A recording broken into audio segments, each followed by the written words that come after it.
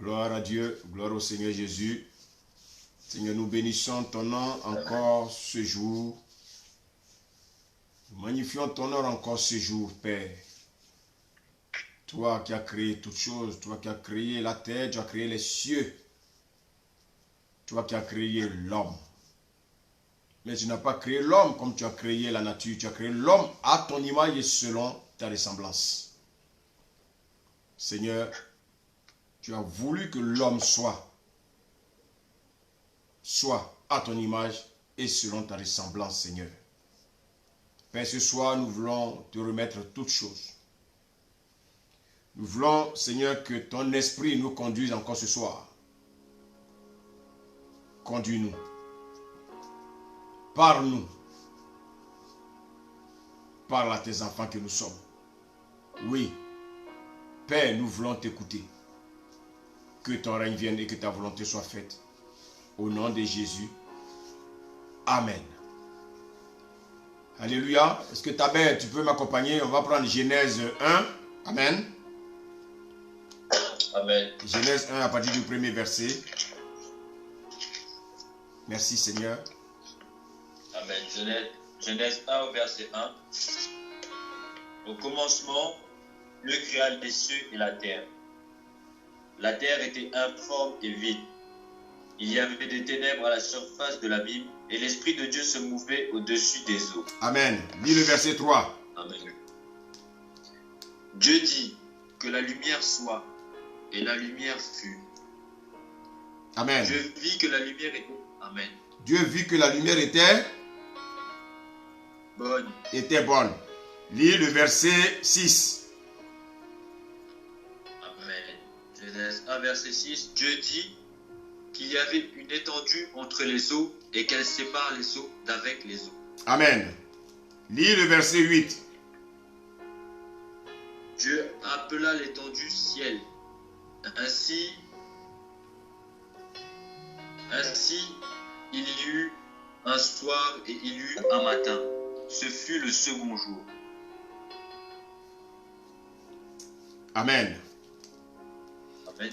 Est-ce que tu peux également lire le verset 15? Genèse 1 verset 15. Et qu'ils servent de luminaire dans l'étendue du ciel pour éclairer la terre, et cela fut ainsi. Alléluia. Gloire à Dieu. Bien aimé, la Bible dit qu'au commencement, Dieu créa la terre et les cieux. Aujourd'hui, nous constatons que les cieux et la terre existent encore. Ils n'ont pas changé de position, ils n'ont pas changé d'aspect. Et la nature. Pourquoi Dieu a créé la nature? Pourquoi Dieu a créé toutes ces choses? Parce que Dieu avait un plan merveilleux. On va lire le verset 26. Genèse 1, verset 26. Puis Dieu dit, faisons l'homme à notre image, selon notre ressemblance, et qu'il domine sur les poissons de la mer, sur les oiseaux du ciel, sur le bétail, sur toute la terre, et sur tous les reptiles qui rampent sur la terre. Alléluia. Amen. Alléluia. Amen. Amen. On va lire le verset 31. Dieu vit tout ce qu'il y avait fait, et voici, cela était très bon. Cela Ainsi, était très bon. Regardez bien. Lorsque Dieu a créé la nature, il a créé les luminaires, il a créé les étendues d'eau. Dieu a dit cela était bon. Mais quand il a créé l'homme, il a dit cela était très bon. Donc vous voyez que, bien aimé, la nature, tout ce que Dieu a créé n'a pas changé de position, ni de couleur, ni d'aspect. Donc tout ce que Dieu a créé, bien aimé, est en harmonie avec son Créateur. Alors, bien aimé, qu'est-ce que le Seigneur veut nous enseigner ce soir. La seule entité que Dieu a créée à son image et selon sa ressemblance, bien-aimé, est une entité qui est en désaccord avec elle-même. Et quelle est cette entité? L'homme et la femme. Je veux parler du couple. Lorsque vous parcourez la Bible, chaque fois que Dieu a donné un ordre à un animal, l'animal a obéi. Merci, homme de Dieu. Merci, l'homme de Dieu, le oint, le serviteur Jean-Marie Chevrier. Que le Seigneur te bénisse et qu'il bénisse toute ta famille. Dieu a créé toutes choses parfaites. Et, bien aimé, je disais que lorsque Dieu donne des ordres aux animaux, les animaux obéissent.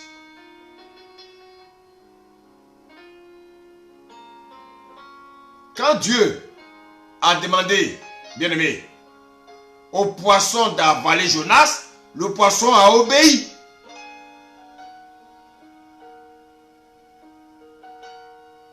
Mais quand Dieu demande des choses aux hommes, les hommes désobéissent. Mais malgré tout cela, est-ce que Dieu a rejeté l'homme? Est-ce que Dieu a repoussé l'homme? Voyons un peu l'attitude d'Adam et Ève dans le jardin. Malgré leur désobéissance, il y a eu accusation l'un et l'autre. Mais ils se sont accusés. Adam a accusé sa femme a accusé le serpent. Bien aimé, d'accusation sur accusation. Mais Dieu s'est plutôt retourné vers l'homme. C'est à l'homme que Dieu va s'adresser. C'est à l'homme que Dieu va donner les sentences. Bien aimé, malgré les accusations qu'il y a eu entre Adam et Ève, regardez quelque chose. Adam n'a jamais dit à Ève, sépare-toi de moi.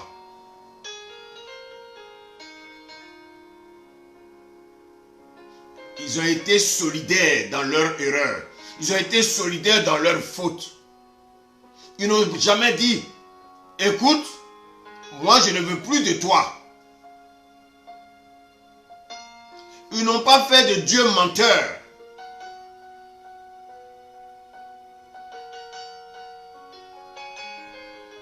Quelqu'un m'a posé la question de savoir, mais pourquoi Dieu ne les a pas exterminés? Non, Dieu n'extermine pas tout ce qu'il a créé. Non. Dieu rétablit les choses. Lorsque, bien aimés, nous ne sommes pas sur la voie de Dieu, Dieu nous ramène sur son chemin. Eh bien, mais est-ce que quand on parcourt la parole de Dieu, est-ce que Adam et Ève se sont repentis quelque part? Non. Bien aimé, Adam et Ève ne se sont pas séparés.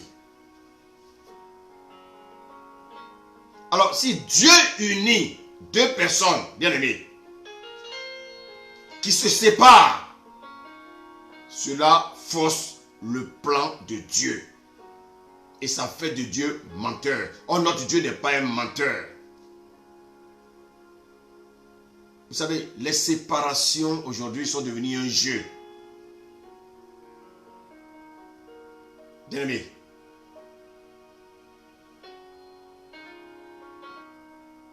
les gens jouent. Les couples aujourd'hui jouent avec le plan de Dieu. On se pose souvent la question de savoir, mais où est Dieu?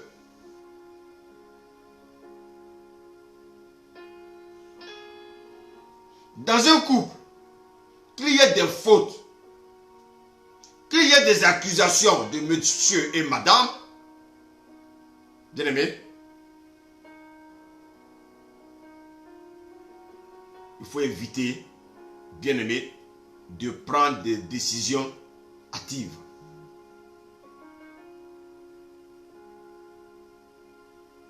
Bien aimé, au lieu de se mettre en accord pour bouter hors de leur chemin, ce qui les met en désaccord, ils veulent se séparer. Bien aimé, Dieu est pour l'union. Dieu est pour l'unité. Dieu n'est pas pour la désunion.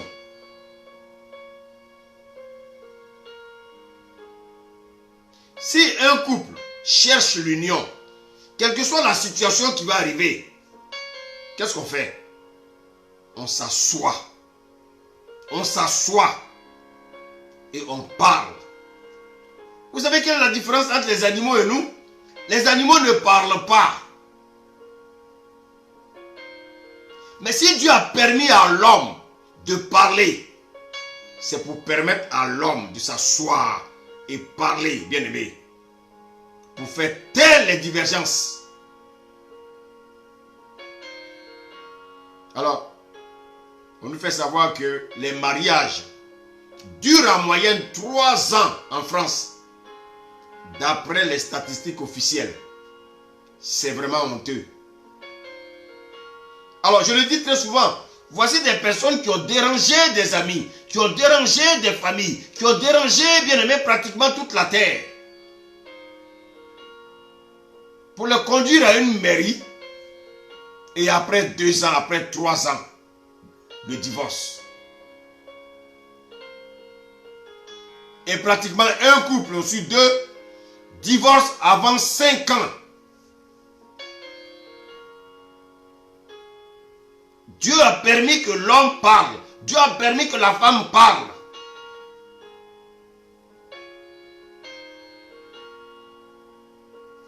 Asseyez-vous. Asseyez-vous et faites taire vos divergences. Asseyez-vous. Priez pour rétablir les choses. En faisant cela, qu'est-ce qu'on met en place?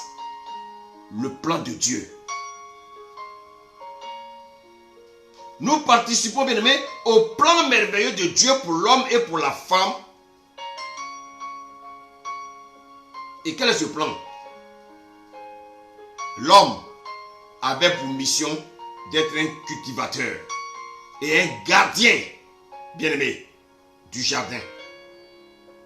Le jardin de Dieu a été confié à Adam et Ève, afin qu'Adam, bien aimé, afin qu'Adam soit le cultivateur, bien aimé, de ce jardin, et Adam soit, bien aimé, le gardien de ce jardin.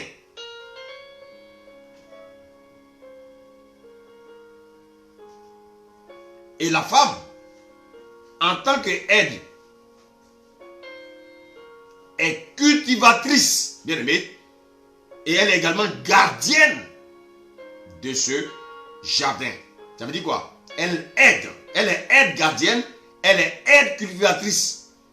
Adam est cultivateur, mais sa femme est aide cultivatrice. Adam est le gardien, mais sa femme est aide gardienne. Mais si les couples passent le temps, bien aimé, à se disputer, au point, bien aimé, de se séparer, on force le plan de Dieu. Et ça va nous coûter cher.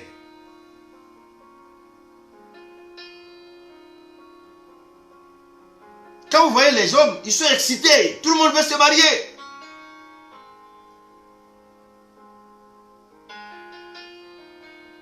Tout le monde veut se marier. Tout le monde veut se marier. Tout le monde veut se marier. Tout le monde veut se marier. Mais bien aimé, avant de rentrer dans le mariage, il faut poser la question de savoir à Dieu, c'est quoi le mariage?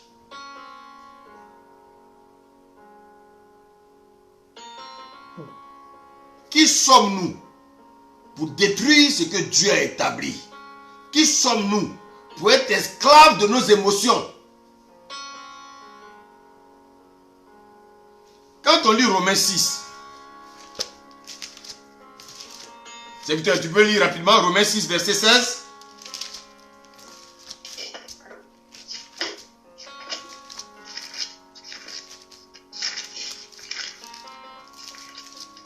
Romains 6, verset 16. Amen. Ne savez-vous pas qu'en vous livrant à quelqu'un comme esclave, Ne savez-vous pas vous êtes quand vous livrez à quelqu'un comme esclave pour lui, obéis, continue. Vous êtes esclave de celui à qui vous obéissez, soit du péché qui conduit à la mort, soit de l'obéissance qui conduit à la justice. Waouh, est-ce que vous avez entendu? La Bible dit, ne savez-vous pas qu'en livrant, bien aimé, à quelqu'un comme esclave, pour lui obéir, vous êtes esclave de celui à qui vous obéissez. Soit tu obéis au péché, mais en obéissant au péché, le péché te conduit à la mort. Mais soit tu obéis, bien-aimé, à la parole de Dieu qui te conduit, bien-aimé, à la justice. Et aujourd'hui, beaucoup, bien-aimés, de chrétiens n'ont pas compris l'intérêt du mariage. Beaucoup n'ont pas compris pourquoi ils se marient. Paul dit, vivez par l'esprit. Il dit, marchez par l'esprit. C'est comme s'il nous disait de vivre par l'esprit. Et vous n'accomplirez pas les désirs de la chair.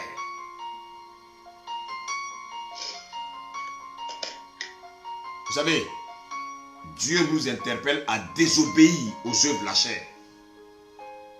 Dieu nous a, bien aimés, nous exhorte à marcher par l'esprit. Vous savez, tout ce qui est lié à la chair peut nous amener à être contre la volonté de Dieu. Donc, toutes les fois que nous manifestons les attitudes, les comportements qui vont nous amener à nous éloigner de Dieu, bien aimés, qu'est-ce que nous faisons? Nous donnons la force à la chair. Et nous rabaissons l'esprit de Dieu. Et en faisant cela, nous sommes disqualifiés.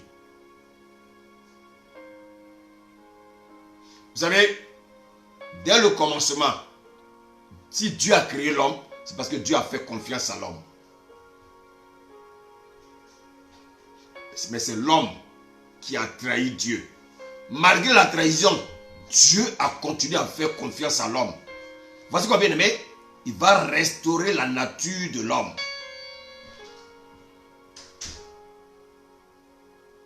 Vous savez, Dieu nous regarde. Quand Dieu a créé l'homme et la femme, il a dit, cela était très bon. Cela était très bon. Mais pourquoi Dieu dit, cela était très bon? Parce que l'homme est une partie de Dieu.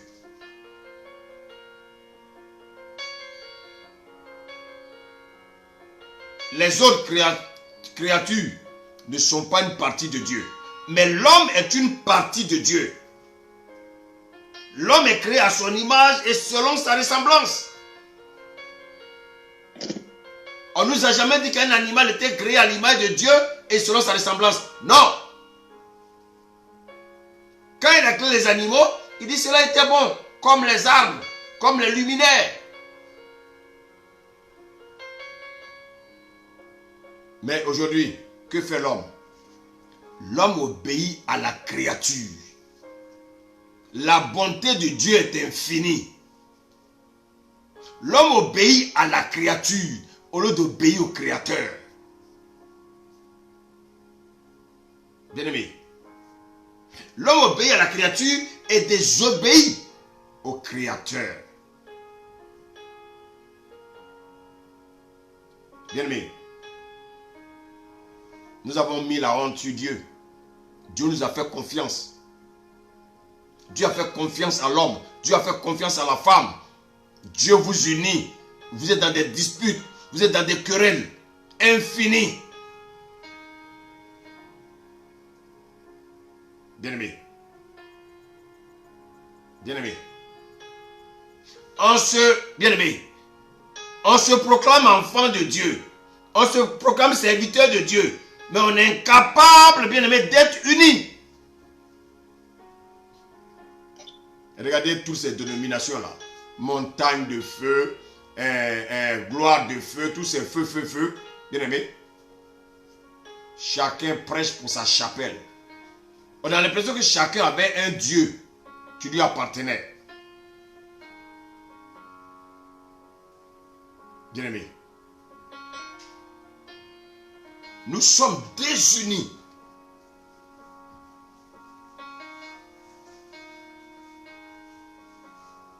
Alors que la seule personne qui apporte l'unité,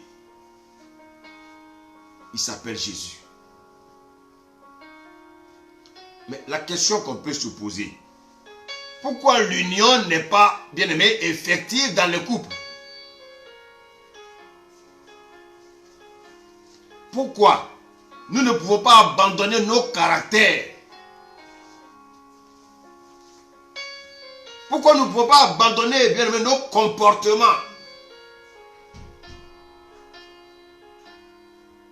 Pourquoi nous ne pouvons pas travailler nos caractères au profit de Dieu? Pourquoi les gens sont désunis? Parce que les gens veulent garder leur caractère. Écoutez-moi bien.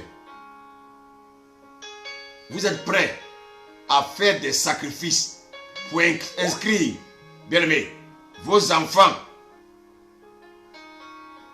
dans des activités qui sont chères.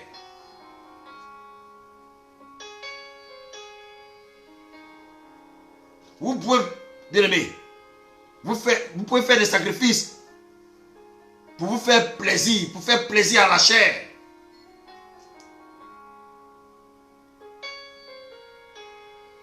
Mais vous ne pouvez pas faire de plaisir. Vous ne pouvez pas faire des sacrifices pour faire plaisir à Dieu.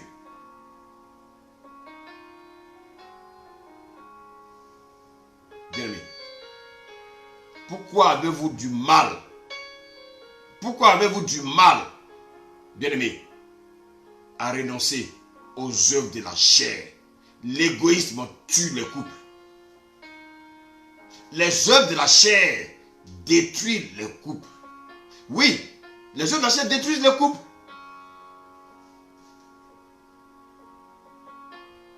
Regardez bien. La Bible dit que Dieu a tant aimé le monde qu'il a donné son Fils. Donc Dieu a sacrifié son Fils pour toi et moi. Et nous avons du mal à sacrifier notre chair pour lui. Dieu a payé un si grand prix pour nous racheter. Aujourd'hui, nous sommes sauvés par la grâce. Nous marchons aujourd'hui avec Dieu. Bien-aimés,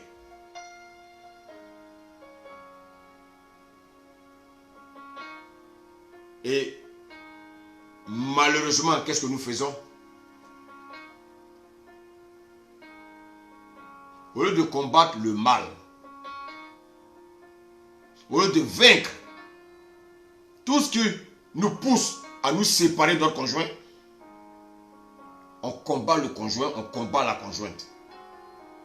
Mais il faut combattre en fait l'élément qui te pousse à te quereller.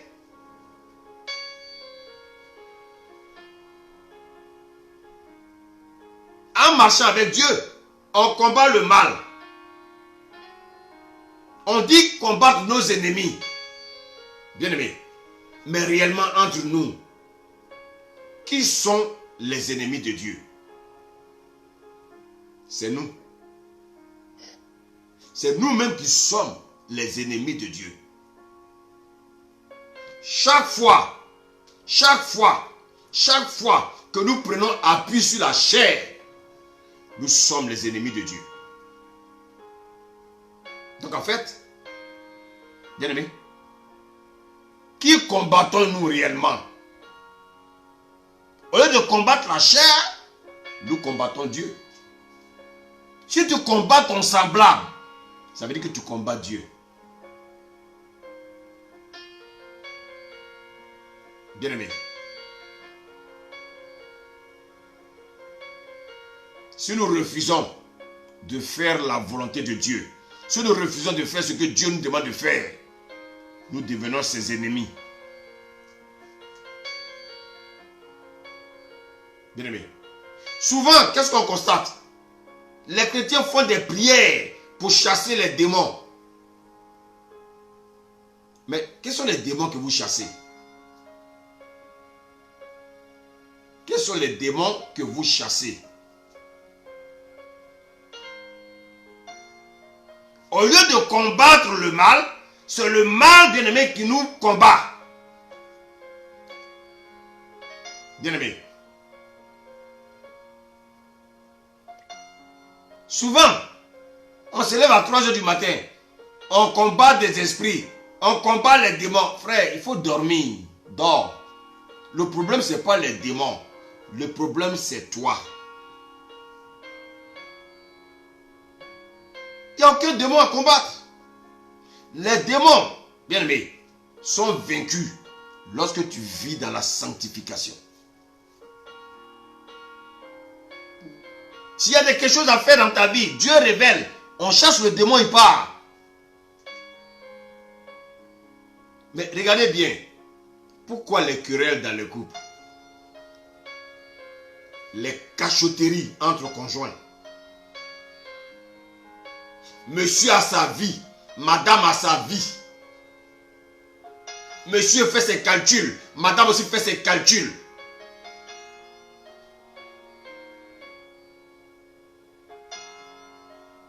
Ah oui. Monsieur fait ses calculs. Madame fait ses calculs.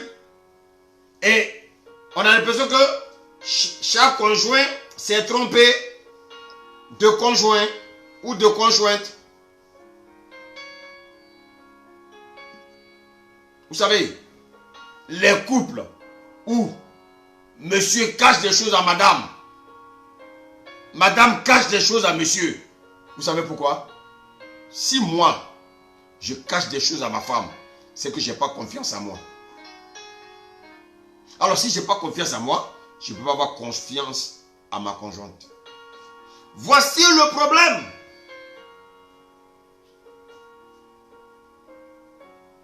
Si je n'ai pas confiance en moi, je ne peux pas avoir confiance, bien-aimé, à mon prochain. Bien-aimé, si je ne peux pas avoir confiance, bien-aimé, en celui qui est près de moi, celui qui vit avec moi tous les jours, c'est que je n'ai jamais aimé cette personne. Il n'y a pas l'amour.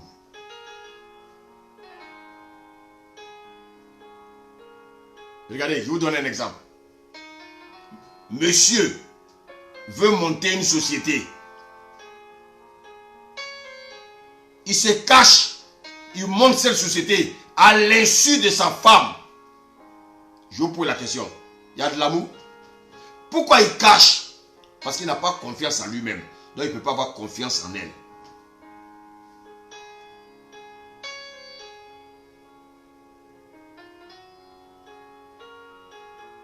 Bien-aimé, il y a des messieurs qui sont levés. Ils ont acheté des véhicules pour emmener en Afrique, pour faire le taxi. La femme n'est pas au courant. Pourtant, ils ont 3 enfants. Pourtant, bien-aimé, ils dorment sur le même lit.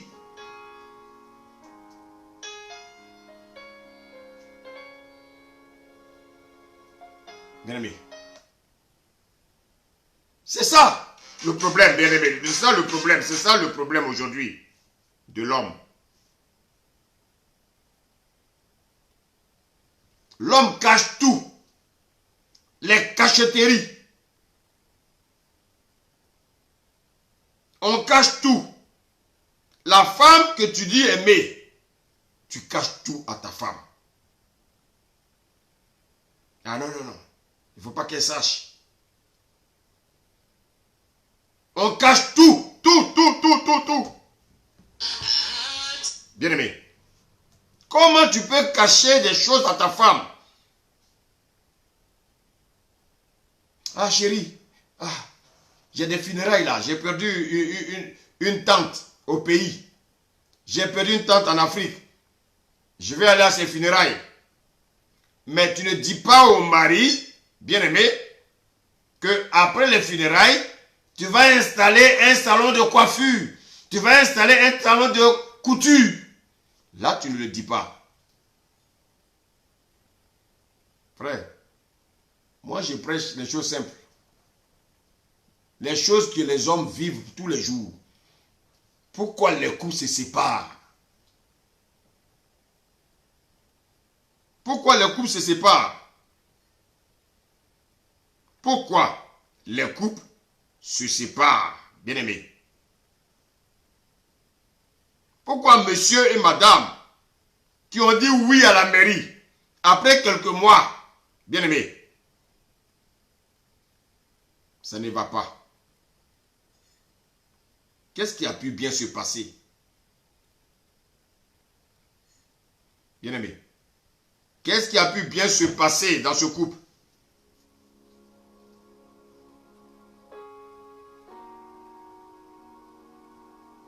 Tu vas installer des salons de coiffure dans ton pays.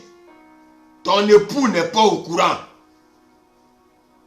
Toi l'homme, tu es en train de monter une entreprise. Ta femme n'est pas au courant.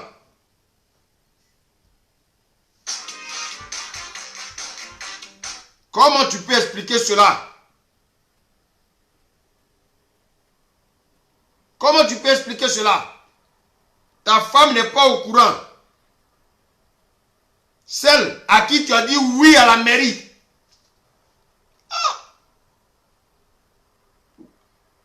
Oui.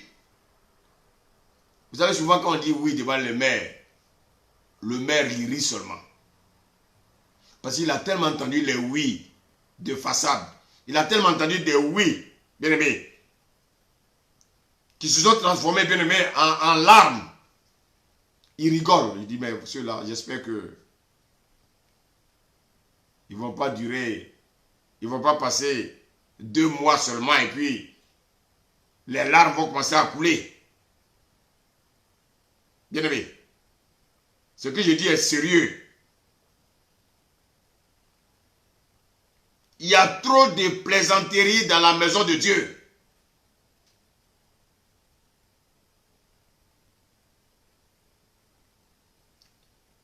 Il y a trop de plaisanteries. Le mariage est une bénédiction. Le mariage est une bénédiction. Elle devient un enfer. Je pense que le vendredi, il faut qu'on en parle. Pourquoi le mariage est une bénédiction peut devenir une malédiction? Le vendredi, on va en parler. Merci Saint-Esprit. Regardez. Regardez autour de vous.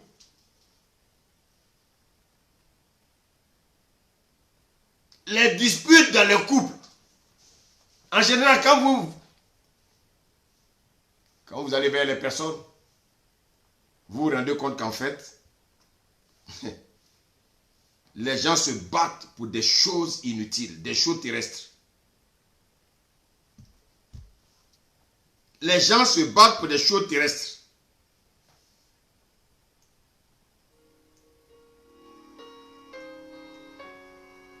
Bien-aimé,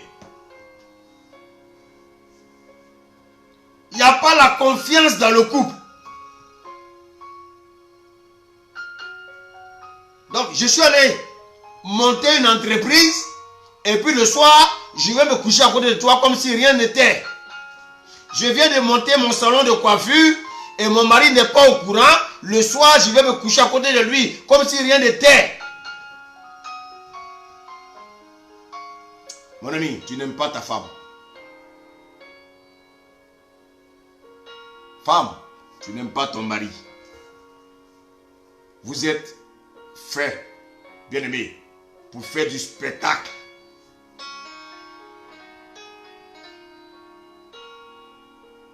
Tu expliques tes projets à tes parents. Tu expliques tes projets à tes soeurs. Tu expliques tes projets à tes frères.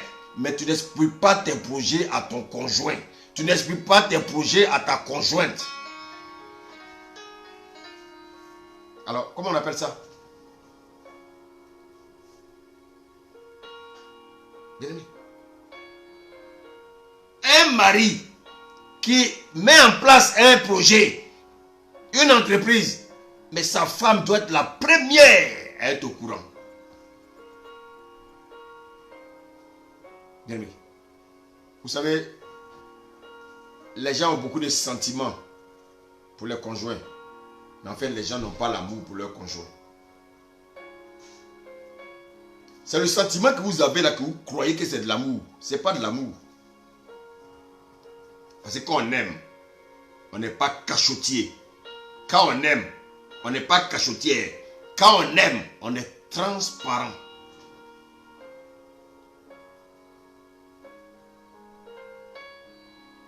Il peut y avoir des incompréhensions dans un couple. Mais bien aimé, il faut les régler. La corde à 3 fils de ce rond-point. Qui est le 3e fil? C'est le Saint-Esprit. La trahison dans le couple.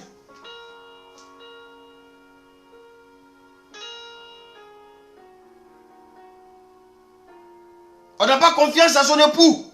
On n'a pas confiance à son épouse.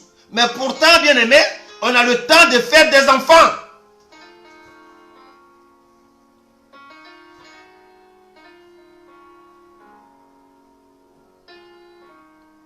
Le vendredi, le Seigneur va encore nous parler. Le mariage qui est une bénédiction. Comment nous faisons que le mariage peut devenir une malédiction? Il peut y avoir des incompréhensions dans un couple. Mais bien aimé, quand ça devient cyclique, c'est qu'il y a un problème. Bien aimé, les sentiments, on dit les sentiments. Donc il y a un mensonge quelque part. Sentiment. Sentiment. Il y a le mot mensonge dedans. Donc celui qui a des sentiments pour une femme, celle qui a des sentiments pour un homme, est une menteuse ou un menteur.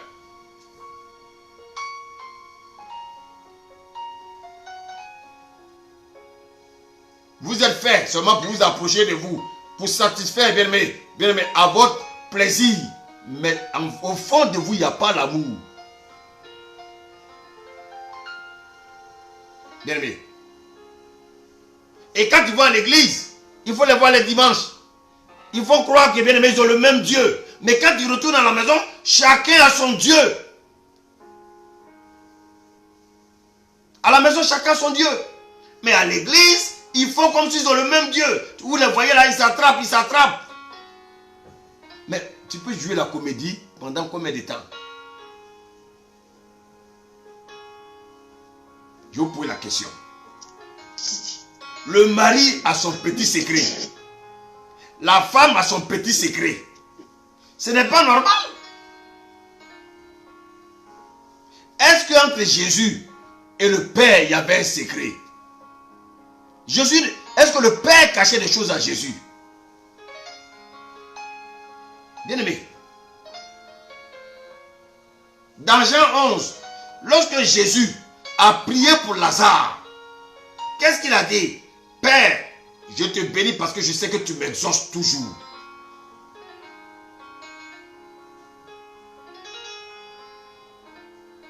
Bien aimé. Il dit le Père et moi nous sommes un. Donc le Père ne cache rien à son Fils. Le Père et le Fils étaient dans la transparence. Bien-aimé.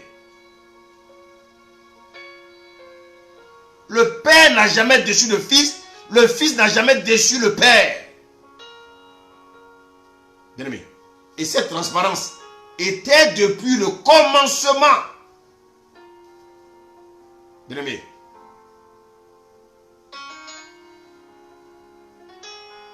Adam et Ève, malgré leurs fautes, malgré, bien-aimé, les erreurs, ils ne se sont pas séparés.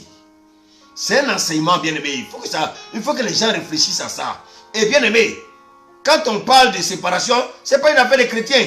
Dieu parle de l'homme en général.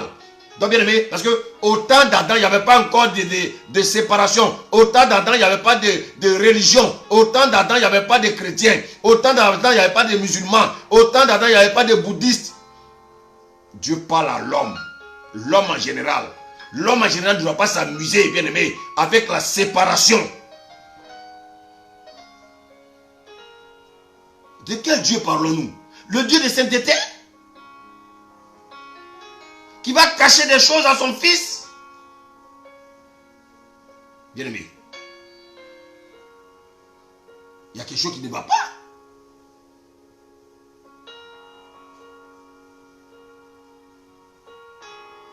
Il y a encore des carences spirituelles, bien-aimé.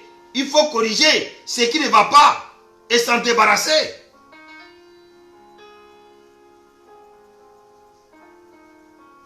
Il y a beaucoup qui ne vont pas être enlevés à cause du mariage. Oui.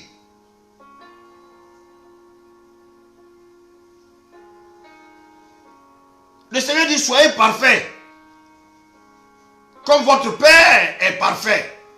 Mais est-ce que le Seigneur ne sait pas que on commet des fautes? Est-ce qu'il ne sait pas que pour atteindre sa perfection, est-ce que le Seigneur ne sait pas que c'est difficile pour nous? Il le sait. Le Seigneur nous demande simplement de nous rapprocher de lui. Écoutez-moi bien. Plus tu te rapproches de la lumière, bien-aimé, la lumière de toi, vous devenez un. Quelqu'un qui est dans les ténèbres, lorsqu'il se rapproche de la lumière et lui sont confondus. Ils deviennent un.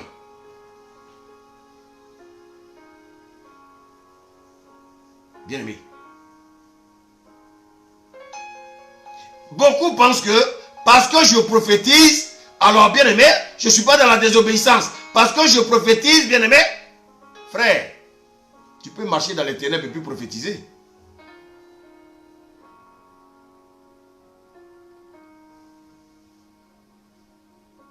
Bien-aimé.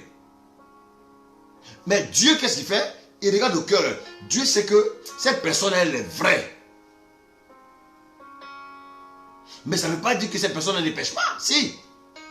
Mais qu'est-ce que Dieu va faire? Dieu nous a donné, bien-aimé, nous a donné une solution. C'est ce que David a compris. Saoul n'a pas compris ça. Mais David a compris. La repentance.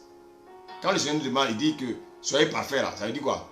Une fois que tu te repens, tu deviens parfait. Devant Dieu. Jusqu'à ce que tu te trompes encore. Dieu veut des cœurs vrais. Dieu, il parle à des cœurs repentants. David était l'homme selon le cœur de Dieu parce que David savait se repentir. David, il a commis plus de péchés, bien-aimé, que Saoul. Mais David, il savait mettre les pieds à genoux. David savait reconnaître ses fautes. David était humble. Dieu ne nous demande pas de bien-aimé de devenir humble selon nos propres forces. Non, tu ne peux pas. Dieu ne te demande pas d'être parfait, d'être saint selon tes propres forces. Tu ne peux pas.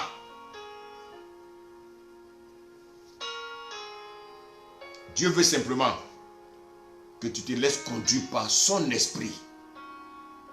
Pourquoi nous péchons? On pêche parce qu'on désobéit. On désobéit au Saint-Esprit. La Bible dit que Jésus-Christ, rempli du Saint-Esprit, fut conduit dans le désert. Il n'a pas désobéi. Il n'a pas désobéi au Saint-Esprit. Il a laissé le Saint-Esprit le conduire. Et toi, quand le Saint-Esprit te parle, tu désobéis.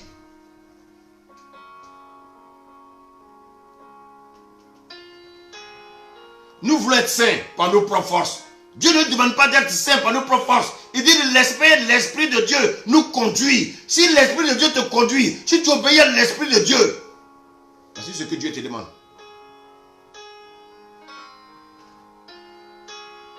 Bien-aimé, Dieu dit de nous rapprocher de lui. Celui qui se rapproche de Dieu, celui qui se rapproche de Dieu, afin de te rapprocher de Dieu, tu vas ressembler à Dieu. Dieu veut des cœurs qui sont vrais.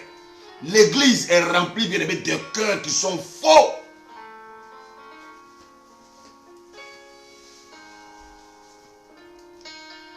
Dieu ne marche pas avec des cœurs qui sont faux. Bien aimé, Dieu ne marche pas avec des cœurs qui sont faux.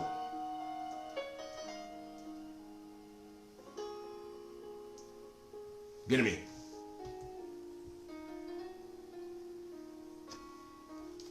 c'est parce que je suis dans l'église, je prophétise.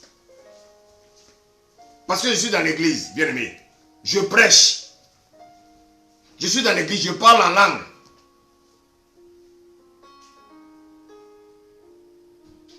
Je suis dans l'église, quand je prie, les malades guérissent. Bien aimé, mais je continue à mentir. Je continue à voler. Je continue à me masturber. Je continue à commettre l'adultère. Ou croyez que parce que je prophétise, je n'ai pas besoin de me repentir? Ah, faites attention. Seigneur, nous avons fait quoi? Nous avons guéri des malades. Nous avons prophétisé. Je viens dire, retirez-vous de moi. Même les féticheurs prophétisent.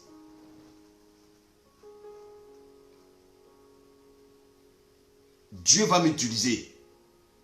Dieu va m'utiliser lorsque je serai agréable à lui.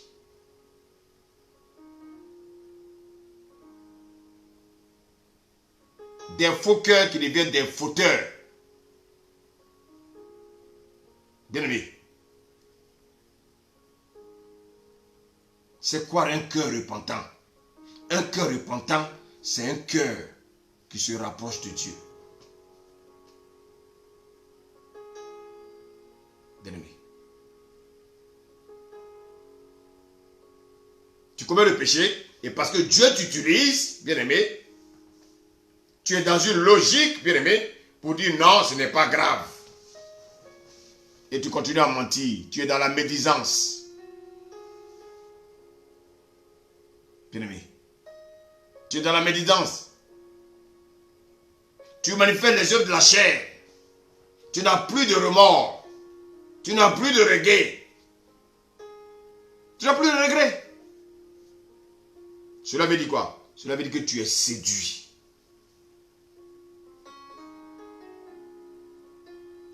Et si tu es séduit, tu deviens un agent du diable. Tu n'as pas l'esprit de Dieu. Un agent du diable ne peut pas avoir l'esprit de Dieu. Et dans le couple, les gens vivent ces choses, malheureusement. Et les gens espèrent rentrer dans le royaume avec ces attitudes. Non! Écoutez-moi bien, frère. Je ne suis pas là pour vous blaguer. Tu ne peux pas rentrer.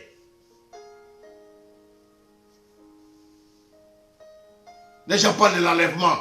Ah, le Seigneur va venir. Le Seigneur va venir. Eh, frère, le problème n'est pas de penser à l'enlèvement. Le problème, pense d'abord à te dépouiller. Renonce, bien-aimé, à ces petits caractères-là, bien-aimé. Nauséabonds dans le couple. Les mensonges dans le couple. Les cachotteries. Je vous pose la question. Si tu caches une chose à ta femme, et puis après 20 ans de mariage, après 5 ans de mariage, elle découvre que tu l'as trompée, dis-moi, quelle sera la réaction de ton mari? De ta femme, pardon. Toi, la femme, tu caches des choses à ton mari. Et des années plus tard, le monsieur se rend compte que tu l'as trompé. Quelle sera sa réaction? Bien-aimé.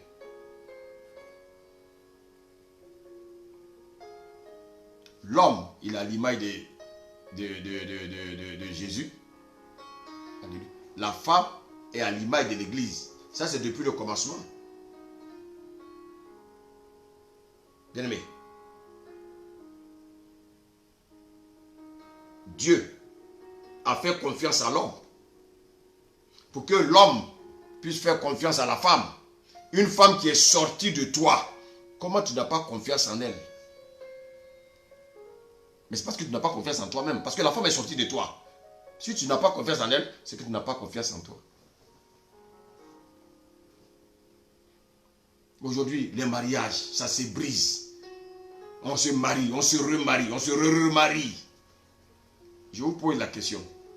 Un homme qui a divorcé 3 fois, qui s'est marié une 4e fois, le problème c'est qui?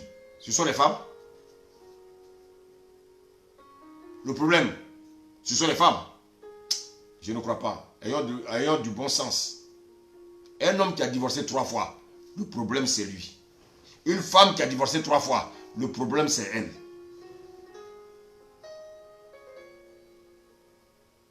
Bien-aimé. Bien-aimé. Dieu va se baser sur nos caractères là pour nous juger. Ce n'est pas parce que je prie, ce n'est pas parce que je vais à l'église, c'est parce que je prophétise, frère. C'est vrai que le monde a déstabilisé l'ordre de Dieu, c'est vrai. Les femmes vivent aujourd'hui avec les femmes, les hommes vivent avec les hommes. Les femmes veulent prendre l'autorité de l'homme. Bien-aimé, le monde peut croire déstabiliser l'ordre de Dieu, mais le monde ne peut pas changer la pensée de Dieu. Si nous ne comprenons pas ces choses, nous serons disqualifiés. Le monde ne peut pas changer la pensée de Dieu. Bien-aimé, parce qu'on vit dans le désordre, et Dieu nous utilise, et ça nous conforte, bien-aimé, dans notre désordre. C'est la grâce. Tant que Dieu peut t'utiliser pour son avantage, il va le faire. Mais c'est à toi maintenant de mettre de l'ordre dans ta vie. Sinon, tu seras disqualifié. Tous ceux que vous appelez les faux pasteurs qui ont des églises bondées de monde. Mais tant que dans l'assemblée, Dieu peut permettre à des gens dans l'assemblée d'être touchés par l'Esprit de Dieu, si lui ne change pas sa vie, il sera disqualifié.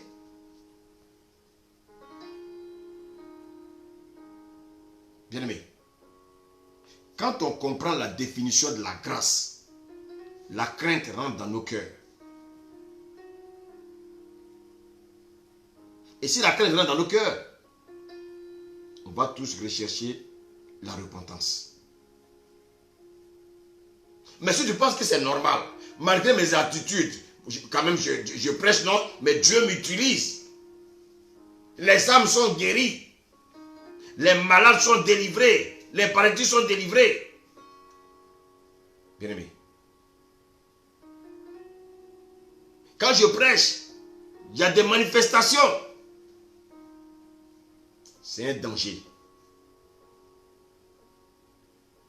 Parce que si tu te prends point garde, tu vas chuter, tu vas rétrograder. Et c'est ce qui arrive aux chrétiens. Pourquoi le diable attaque les couples? Pourquoi Dieu n'a pas créé plusieurs hommes et plusieurs femmes? Pourquoi un seul homme?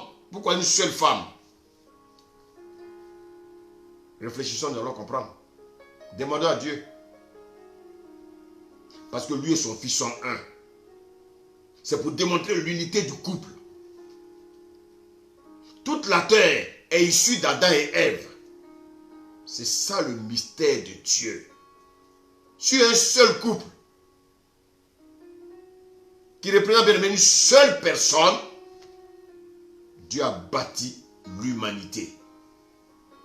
Et Dieu veut une humanité qui est unie. Donc l'union entre un homme et une femme est sacrée devant Dieu. Si on n'a pas compris ça, et on pense que bien aimé,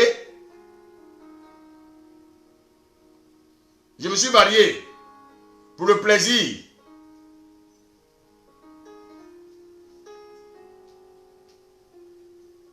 Et pour dire moi aussi je suis marié. Frère, tu seras disqualifié. La vie du couple, c'est d'abord pour l'œuvre de Dieu. Bien aimé.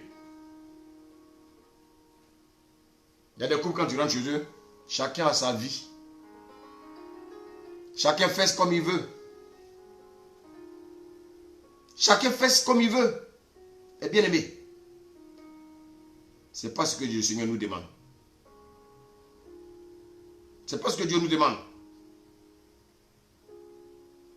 Je suis dans le couple avec mon épouse. Mais bien aimé, quand ça ne va pas, je dois avoir le discernement.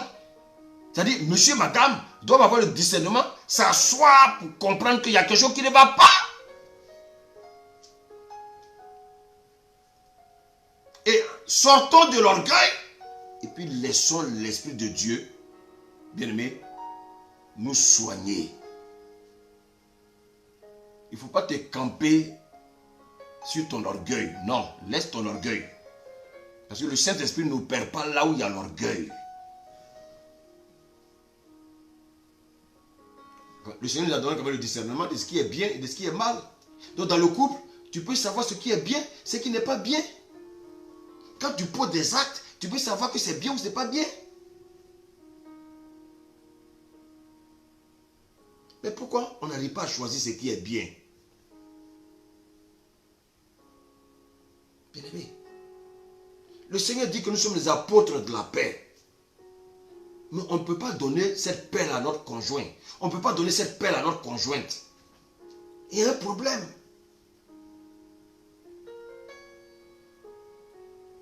On a le choix de vivre heureux ou malheureux. Mais le Seigneur nous dit vivez heureux.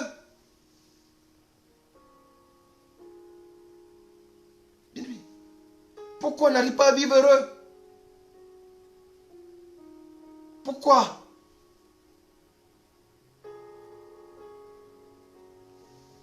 Pourquoi?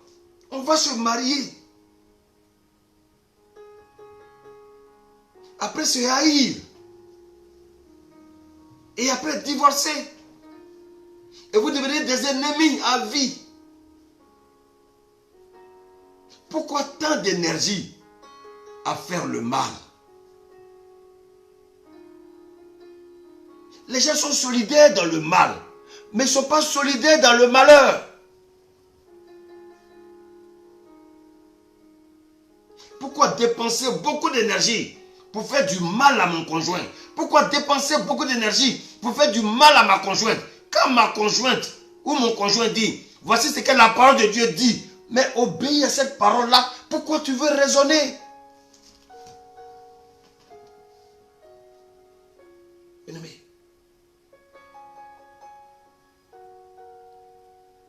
pourquoi?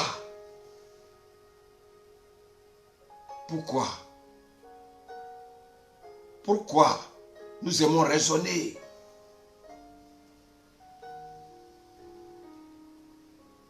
Tu vas te fiancer, tu es fiancé, tu es reconnu comme une fiancée, tu es reconnu comme un fiancé. Tu vas informer les gens autour de toi par rapport, bien aimé, à cet événement heureux.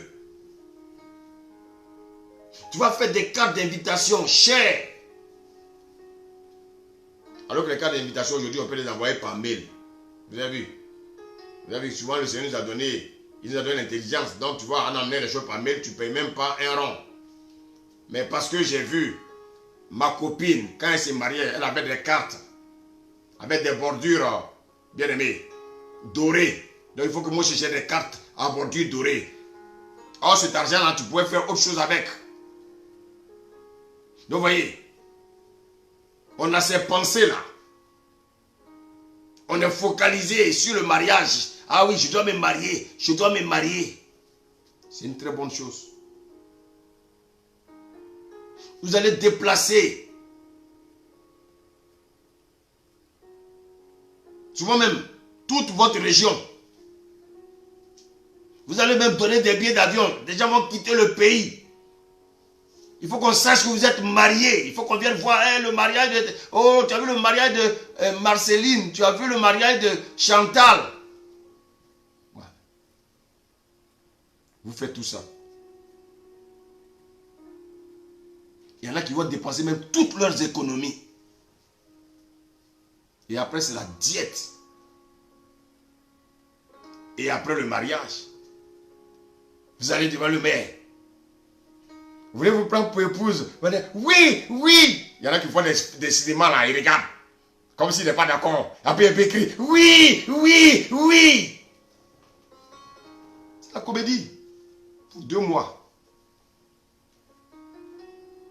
Pour 2 mois. Après, 1 semaine, 2 semaines, 1 mois, la bagarre commence dans la maison.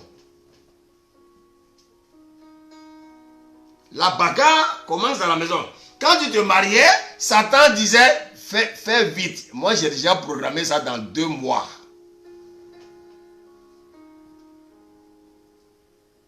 Après 2 mois, la bagarre commence dans la maison. Les assiettes commencent à voler. La photo de mariage que tu as mis dans le cadre dans ton salon, tu prends une pierre, tu lances, ça se casse.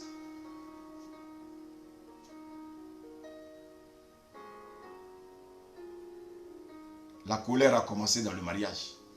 La colère a commencé dans le couple après le mariage. Après avoir dépensé peut-être 10 000 euros pour un mariage. Aujourd'hui, avec 500 euros, on se marie. Mais toi, tu as dépensé 10 000 euros. Un mariage qui va durer 2 mois. Bien aimé. La bagarre commence. Maintenant, qu'est-ce qu'on fait? On prend le téléphone maintenant pour parler des problèmes du couple aux personnes qui ont même des problèmes dans leur couple.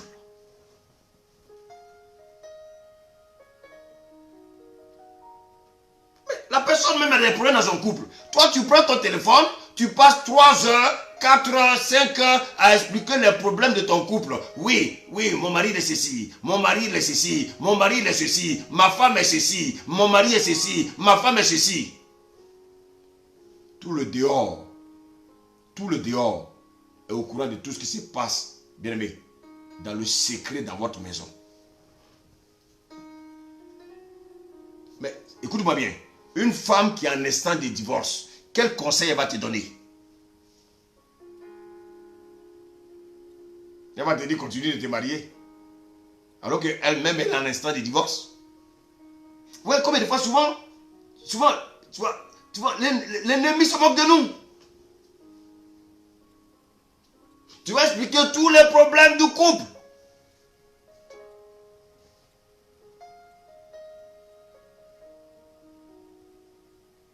Et ce qui est grave, tu vas expliquer le problème du couple à tes copines qui sont encore célibataires.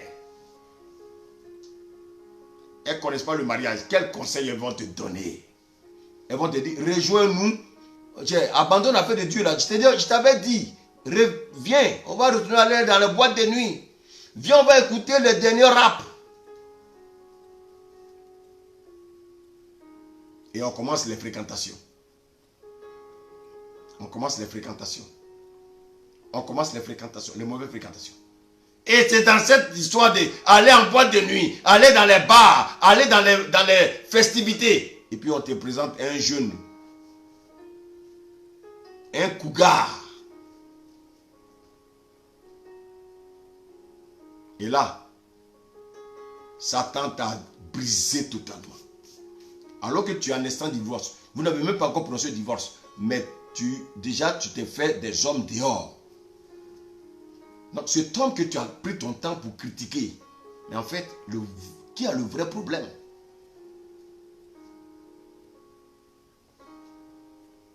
On rentre dans le mariage, on commence à faire des enfants, 1 enfant, 2 enfants, 3 enfants, 4 enfants, et puis la bagarre commence.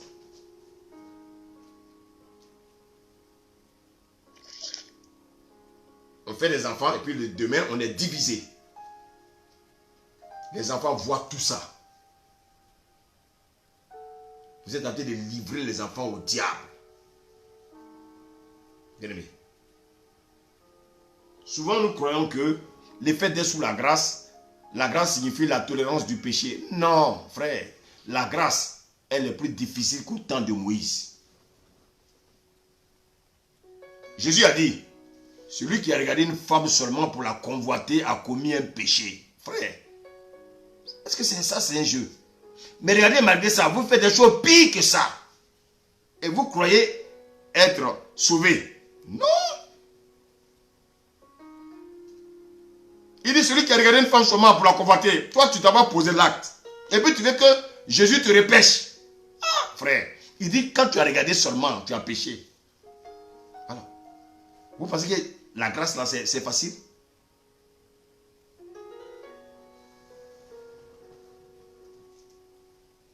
Bien-aimé. Bien-aimé. Un couple chrétien, quand ça ne va pas, il faut mettre les genoux à terre pour combattre votre ennemi commun. Marie, ton ennemi, ce n'est pas ta femme. Femme, ton ennemi, ce n'est pas ton mari. Il y a un ennemi qui veut vous séparer. Mettez-vous ensemble pour le combattre.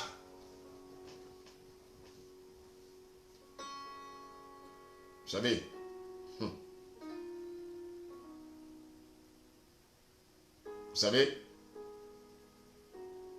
quand on a l'Esprit de Dieu,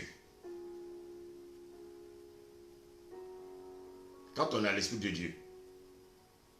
est dans des situations de couple difficiles, on ne peut simplement que se référer à Jésus. Vous n'allez pas vous référer, bien aimé, à des gens qui ne connaissent pas Dieu. Leur intelligence n'est pas renouvelée. Quels conseils vont vous donner? Mais malheureusement, les chrétiens, ils préfèrent aller s'exposer dans la vie des gens qui n'ont pas l'Esprit de Dieu. Quand je sais que mon esprit m'alerte, qu'est-ce que je dois faire? Je dois me ressaisir. Qu'est-ce qui ne va pas?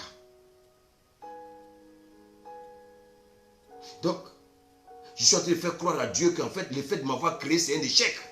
Puisque je ne me réfère pas à lui. Regardez bien. Lorsque nous étions dans les besoins, avant de te marier, qu'est-ce que tu faisais? Tu jeûnais pour avoir l'âme sœur. Tu jeûnais pour avoir bien le mari. Tu priais, tu passais des moments de jeûne et prière. Mais maintenant que tu es rentré dans le mariage, si Satan vous attaque, s'il y a des attaques, mais n'oublie pas la bonne manière. Le jeûne et la prière. Retourne au jeûne et la prière. Mais qu'est-ce qu'on va faire? On va appeler les parents. On va appeler les parents. Écoute-moi bien. Ton père, ta mère, s'ils ne sont pas chrétiens, ils ne peuvent rien faire pour vous. En plus, s'ils sont des sorciers, vous allez vous séparer. Des sorciers qui n'ont jamais... Vous avez vu des sorciers qui ont approuvé le mariage de 2 chrétiens? Vous avez déjà vu ça? Si tes parents sont des francs-maçons, vous croyez qu'ils vont vous combattre jusqu'à ce que vous-même... Frère, c'est pour ça que l'unité dans le couple, c'est important. Quand le Seigneur dit que 2 valent mieux qu'un, il parle de qui? C'est le couple. Si 2 d'entre vous s'accordent à me demander une chose quelconque, c'est le couple. Mais vous ne demandez pas, vous vous bagarrez. Bien aimé. On va appeler les parents. On va aller raconter des histoires aux parents. Mais le parent qui n'a jamais été d'accord avec le mariage, quel conseil il va te donner? De rester dans le mariage? Non. Il va te dire, retrouve-moi à la maison, viens à la maison.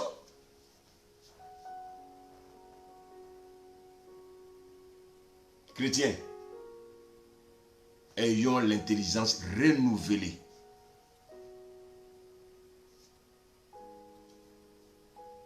Ayons l'intelligence renouvelée.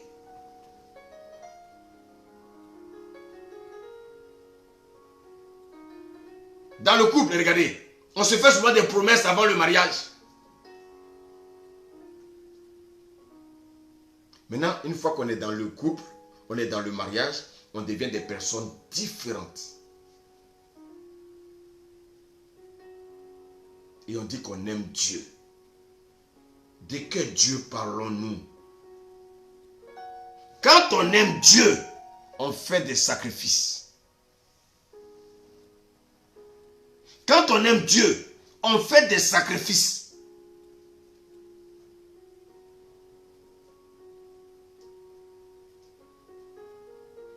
On entend souvent les gens parler de l'amour. Mais est-ce que vous savez ce que c'est que l'amour? Est-ce que vous savez ce que c'est que l'amour? L'amour, ce n'est pas les sentiments. Hein? Non. Ah, j'aime cette femme. Attends, comment toi tu peux voir une femme un seul jour puis tu l'aimes? Mais tu es un sorcier. Tu vois une femme dans un supermarché, à peine là tu l'aimes. Frère, tu l'aimes pas, tu la convoites. Tu as envie d'elle. Tu veux satisfaire ta libido, mais tu ne l'aimes pas. Ce sont des pièges. Vous savez ce que c'est que l'amour? Je vais vous dire ce que c'est que l'amour. 1 Corinthiens 13. La Bible dit, quand je parlerai des langues, les langues des hommes et des hommes et des anges, si je n'ai pas l'amour, je suis un airain qui résonne ou une cymbale qui retentit. Et quand j'aurai même le don de prophétie, la science de tous les mystères, de toute la connaissance, quand j'aurai même toute la foi jusqu'à transporter des montagnes, si je n'ai pas l'amour, je ne suis rien.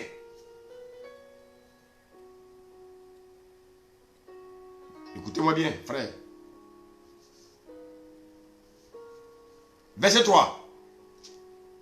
Et quand je distribuerai tous mes biens pour la nourriture des pauvres, quand je livrerai même mon corps pour être brûlé, si je n'ai pas l'amour, ça ne sert à rien. Ah, donc l'amour c'est quoi alors? Donc ça dit quoi? Ça dit, je peux même livrer ma vie pour quelqu'un et puis ne pas avoir l'amour. Mais l'amour c'est quoi alors? La Bible dit que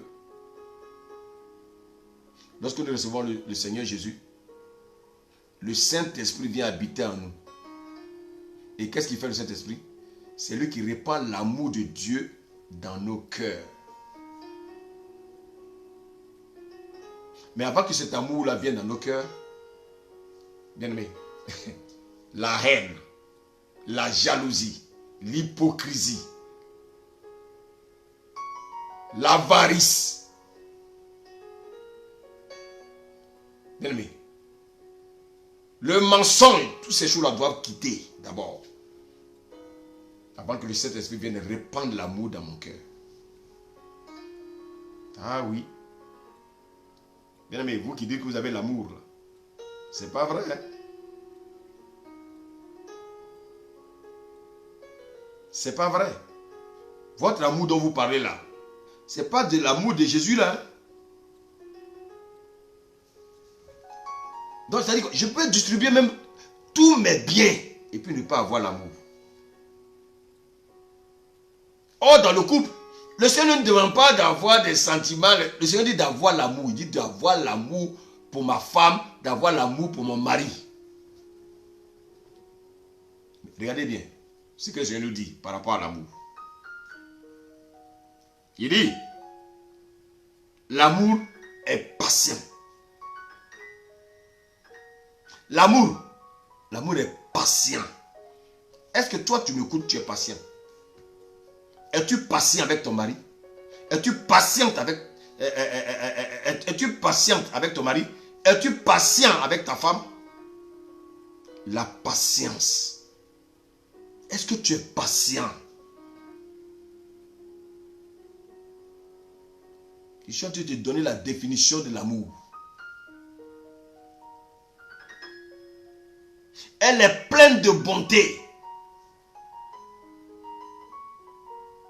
L'amour est plein de bonté.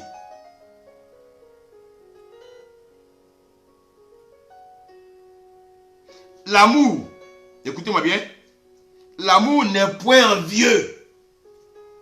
La convoitise. Si tu as la convoitise dans ton cœur, tu n'as pas l'amour de Dieu. Envieux, envieuse. Je vais chez mon frère, je vois qu'il a acheté une télé plasma, j'arrive là, je prends ma télé, je range la télé dans la chambre ou bien dans le garage et puis je vais acheter une autre télé alors que je n'ai pas les moyens. Je vais aller m'endetter.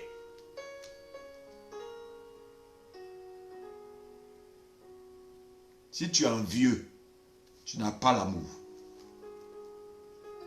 Il dit, l'amour ne se vante point.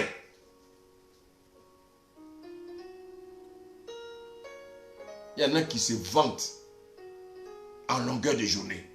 Il ne faut que parler d'eux. Tu n'as pas l'amour. Tu n'as pas l'amour. Oui, tu n'as pas l'amour. La Bible dit, l'amour ne s'enfle point d'orgueil. Mais dites-moi en général, pourquoi vous divorcez? Pourquoi il y a le divorce? Pourquoi il y a les querelles? Pourquoi personne ne veut écouter l'autre? Pourquoi tout le monde veut avoir raison dans le couple? L'orgueil.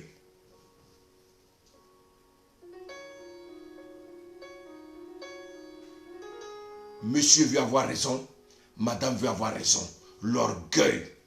Si tu es orgueilleux, tu n'as pas l'amour. L'amour ne s'en point d'orgueil. Regarde là, je suis en train de décrire. Tu vois que tu n'as pas l'amour. Tu vois. Parce que tu t'es reconnu déjà dans deux. Oui, c'est à toi que je parle. Oui, toi. Oui.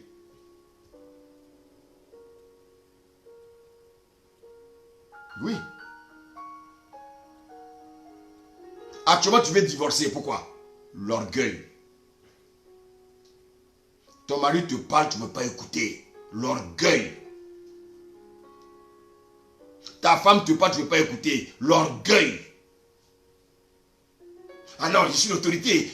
Oui, mais si tu es une autorité en bois, si tu es une autorité en bois, elle va te ramener à l'ordre.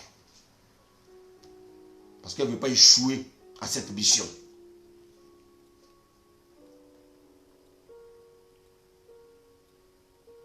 Tu attends, quand ton mari est maintenant éveillé, il est chaud pour les choses de Dieu, toi tu veux le refroidir. Ça c'est quoi ça? Comment on appelle ça?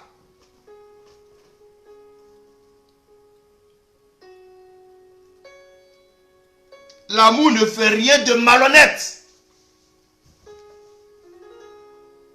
Quand on est amoureux, si j'ai l'amour pour ma femme, je ne lui cache rien. Je ne fais pas de faux coups derrière elle. Je ne suis pas malhonnête avec elle.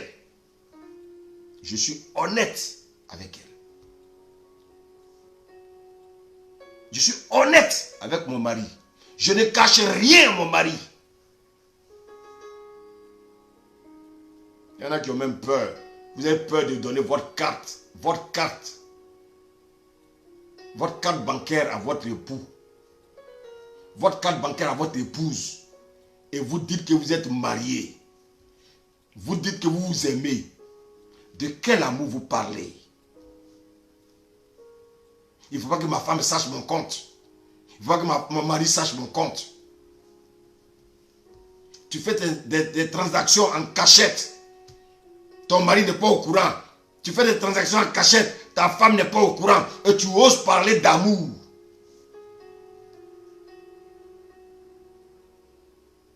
Tu es malhonnête. L'amour n'est pas malhonnête.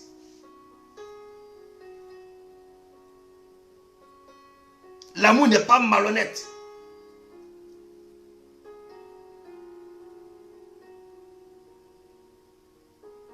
Tu caches des choses à ta femme. Tu caches des choses à ton mari. C'est malhonnête. Tu poses des actes et tu caches tout à ton conjoint.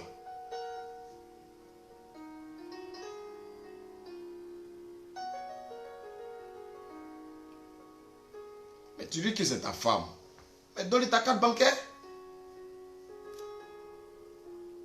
C'est là qu'on teste là, oui. Parce que vous êtes trop attaché au matériel. Vous êtes trop attaché à l'argent.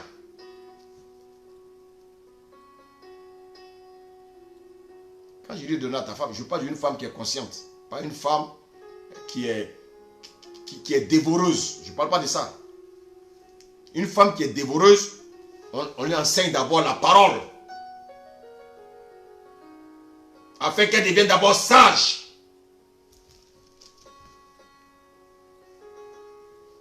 Je n'ai pas d'aller donner ton argent à n'importe quelle femme. Non, c'est pas ce que j'ai dit. Je parle d'une femme qui a l'esprit de Dieu.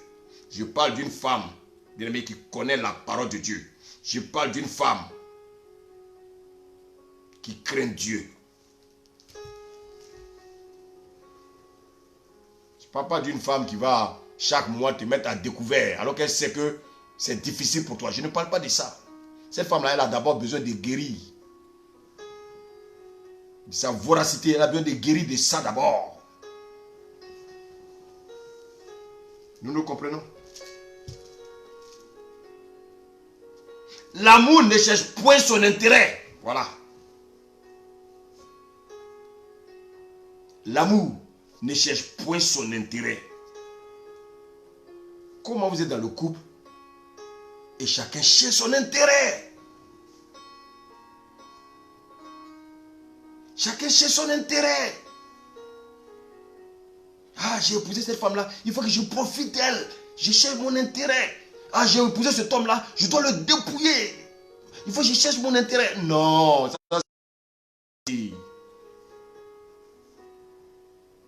ça c'est de la sorcellerie visible. Non. Mais pourquoi vous êtes mariés? Pourquoi? Si tu cherches ton propre intérêt, pourquoi? Pourquoi?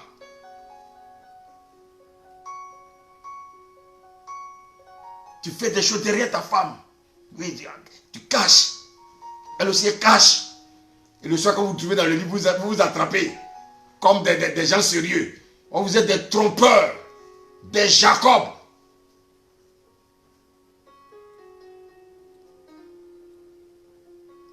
Et regardez, quand vous vous attrapez la même, on dirait que vous avez un peu honte. Parce que tu es conscient que tu n'es pas sérieux avec elle. Elle aussi, elle est consciente qu'elle n'est pas sérieux avec toi. Donc en fait, c'est l'hypocrisie. Vous êtes là, vous attrapez. On laisse chérie. Alors que dans ton cœur, tu sais que tu n'es pas sincère.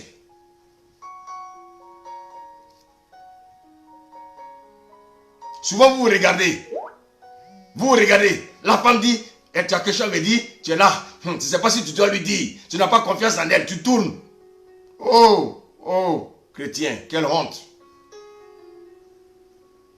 Vous cherchez votre propre intérêt. Mais pourquoi vous êtes mariés?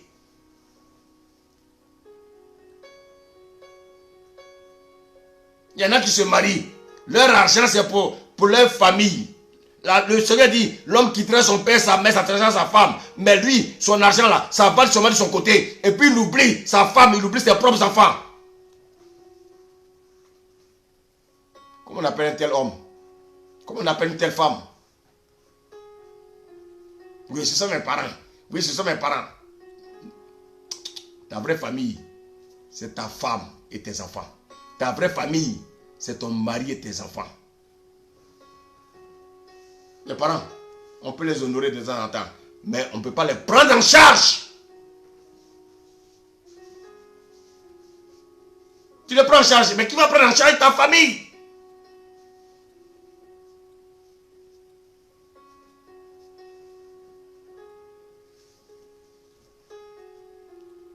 L'amour ne s'irrite point.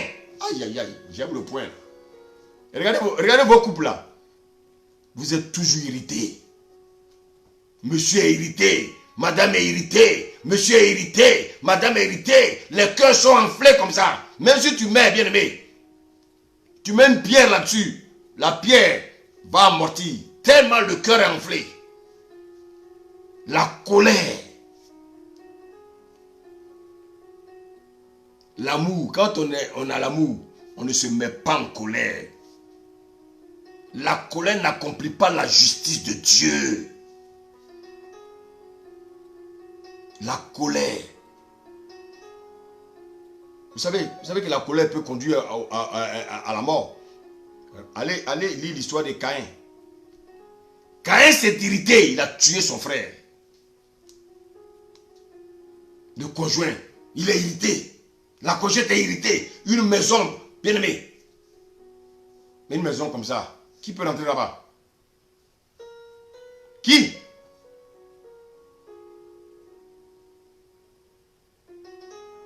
Il y a des maisons dans cette France.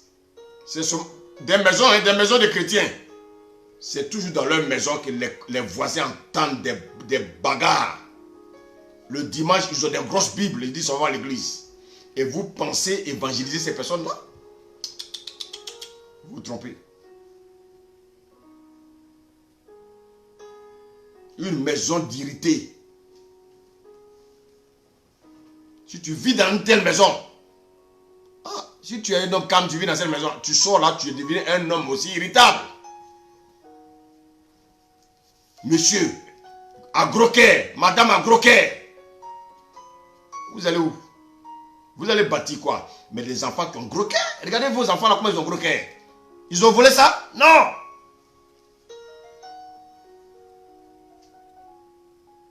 L'amour ne soupçonne pas le mal. Ton mari sort un peu, tu commences à soupçonner là, oui, il est parti où? Il n'est pas parti me tromper. Parce que toi-même, tu n'as pas confiance en toi. Parce que comme toi, tu peux tromper ton mari, alors tu penses que ton mari peut te tromper. Guéri.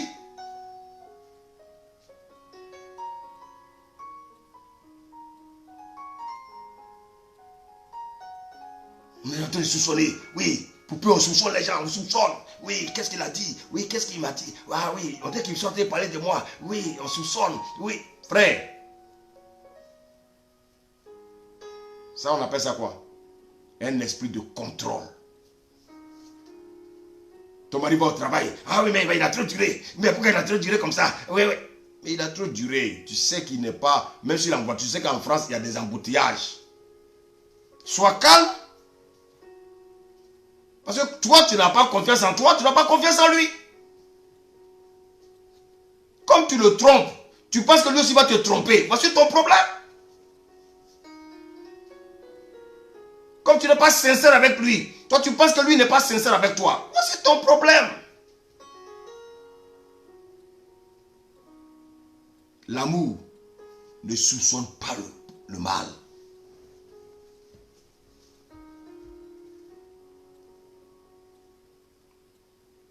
L'amour ne se réjouit point de l'injustice. Quand on a l'amour, on ne manifeste pas l'injustice. Il y a beaucoup d'injustice dans l'église. Et il y a des chrétiens qui sont injustes.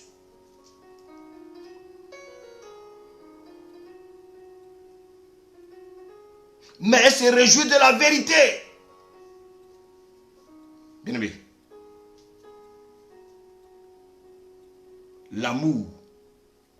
L'amour, celui qui manifeste l'amour, il marche dans la vérité. Elle excuse tout. Ah, mon mari m'a fait telle chose. Il m'a demandé pardon. C'est fini. Mais vous allez charger ça. Il faut que toute la nation sache que celle-là, elle est fâchée. On va charger ça. Ah, tu as quel cœur? La Bible dit que celui qui a l'amour excuse tout. sais pas ce qu'il m'a fait. Ah non, non, non. Mais toi, qu'est-ce que tu as fait à Jésus? Ce que tu as fait à Jésus est pire. Mais tu as pardonné.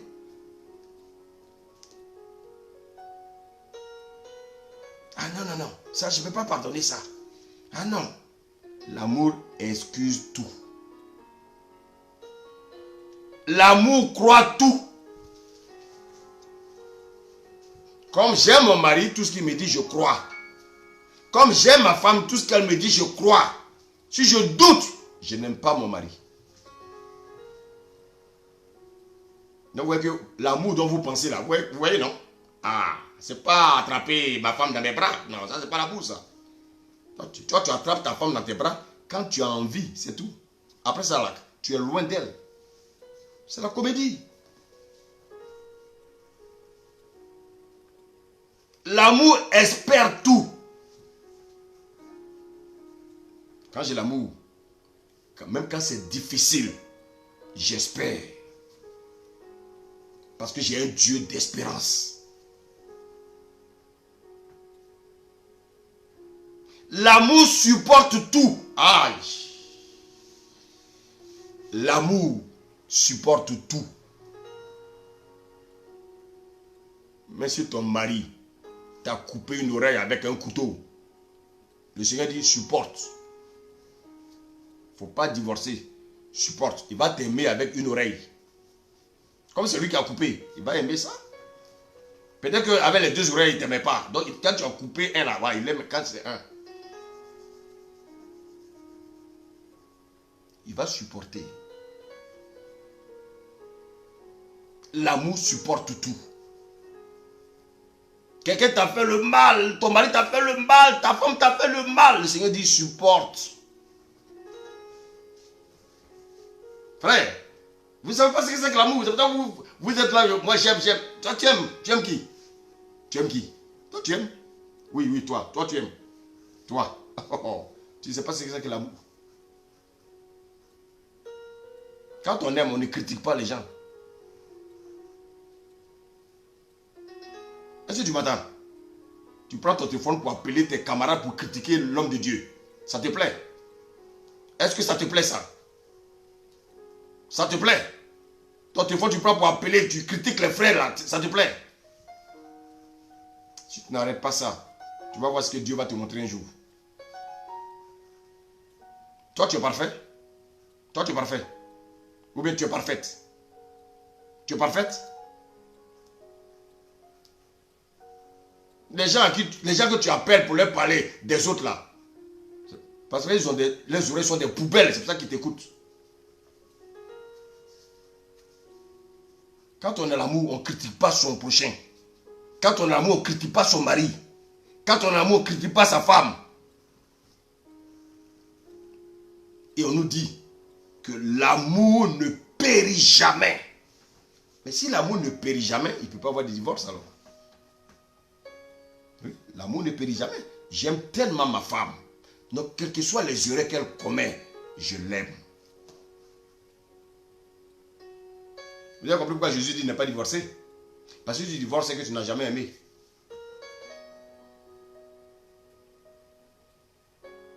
Maintenant, je voulais terminer. Je vais encore relire, mais d'une autre manière.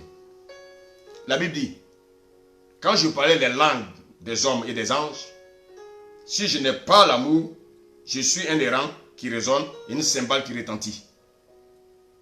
Et quand j'aurai le don de prophétie, la science de tous les mystères et de toute la connaissance, quand j'aurai même toute la foi, aïe aïe aïe, jusqu'à transporter des montagnes, si je n'ai pas l'amour, je ne suis rien.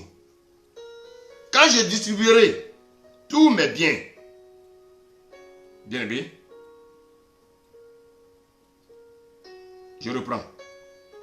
Quand je parlerai les langues des hommes et des hommes et des anges, si je n'ai pas Jésus, je suis un errant qui résonne ou une cymbale qui retentit. Et quand j'aurai le don de prophétie, la science de tous les mystères et de toute la connaissance, quand j'aurai même la foi jusqu'à transporter des montagnes, si je n'ai pas Jésus, je ne suis rien. Et quand je distribuerai même tous mes biens pour la nourriture des pauvres, quand je livrerai même mon corps pour être brûlé, si je n'ai pas Jésus, cela ne sert à rien. Jésus est patient. Jésus est plein de bonté. Jésus n'est pas envieux. Jésus ne se vante point. Jésus ne s'enveloppe point d'orgueil. Jésus ne fait rien de malhonnête. Jésus ne cherche point son intérêt. S'il cherchait son intérêt, il ne serait pas venu sur la terre pourrie de péché là. Jésus ne cherche pas son intérêt. Jésus ne s'irrite point. Jésus ne soupçonne point le mal.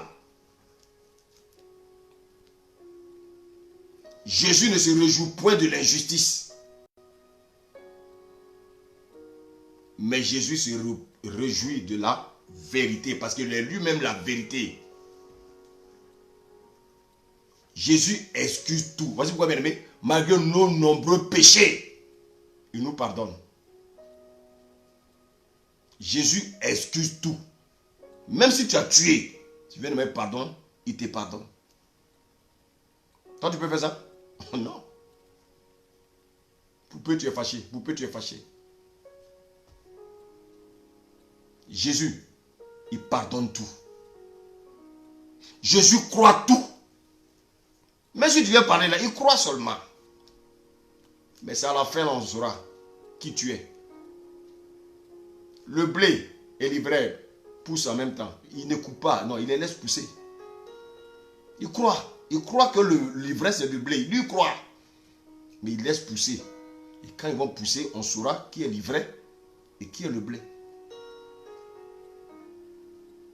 Jésus espère tout. Jésus espère qu'un jour, tu vas arrêter de mentir. Jésus espère qu'un jour, tu vas arrêter bien de critiquer. Jésus espère qu'un jour, tu vas arrêter de, bien aimé, de te masturber. Jésus espère qu'un jour, tu vas arrêter de te mettre en colère. Jésus espère qu'un jour, tu vas vivre dans la vérité. Jésus supporte tout. Regardez nos vies, la vie que nous menons. Jésus supporte tout. Waouh! Waouh! Bien-aimé, tu as vu l'amour de Dieu?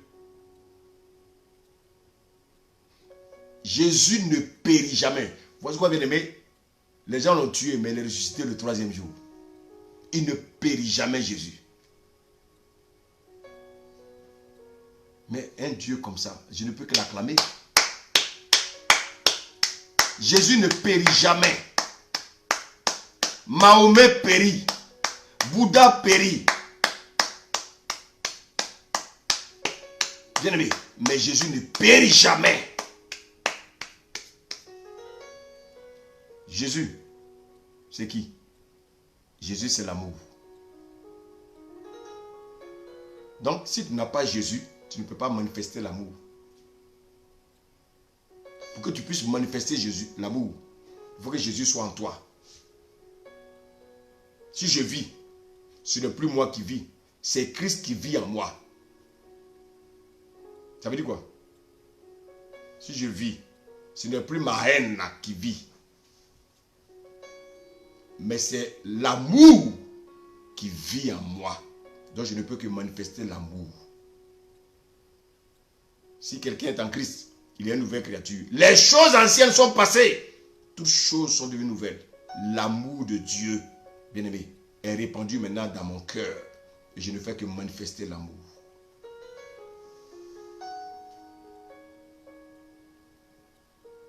Bien-aimé, Jésus était amour, il était justice. Tu veux que ton couple marche, manifeste simplement l'amour.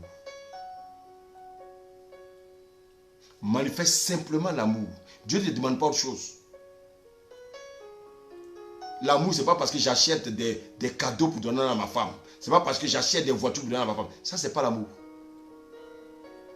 L'amour, c'est plus fort que l'achat des voitures. Parce que la voiture, là, quand elle va pourrir, elle ne va plus aimer ça. Alors que si tu lui donnes l'amour, bien aimé, L'amour est éternel.